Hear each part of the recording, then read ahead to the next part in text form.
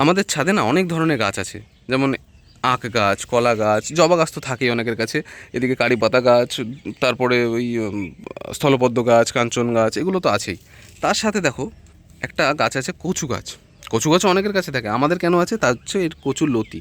এই যে এইগুলো দেখতে পাচ্ছ, এগুলো হচ্ছে কচুর লতি, মানে রানার যেগুলোকে বলে, এইগুলোই যায় মাটিতে পড়ে, এখান থেকে আর একটা গাছ হয় আর কি, সেটাই হচ্ছে কচুরলতি। খুব সুন্দর লাগে খেতে, আমার বাবা খুব খেতে পছন্দ করে কচুরলতি। সেই জন্য মাকে অর্ডার দিয়েছে যে তুমি এই একটাতে হয়ে গেছিলো আর কি, মানে আমরা জানতাম না যে এইভাবে কচুরলতি হবে, কিন্তু যখন দেখছি এগুলো হয়ে গেছে, বাবা একদিন এসে ছাদ থেকে তুলে নিয়ে গেছে, মাকে বলেছে রান্না করো, তারপর থেকে অর্ডার দিয়েছে যে তুমি কিন্তু কচুরলতি লাগাও। এই দেখো, তারপর দেখেছো এই যে আবার কচু গাছ লাগানো হয়েছে, এটা দুধমান কচুর গাছ। এই টবেও দেখো দুধমান কচুর গাছ আছে, আমি আরও এক জায়গায় দেখাচ্ছি, চলো। আরও এক জায়গায় লাগানো হয়েছে, এই দেখো, এই যে দেখতে পাচ্ছ, এখানেও কিন্তু কচু গাছ লাগানো হয়েছে।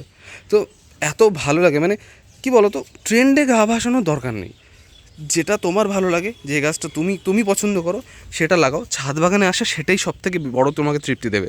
যেমন আমি এই গাছটা দেখিয়েছিলাম আগে, যে গাছটা আমার নিজে কাটিং থেকে তৈরি করা, 1000 টাকা দিয়ে কিনে আনা কোনো গাছের থেকেও না এই গাছগুলো বেশি শান্তি দেয়।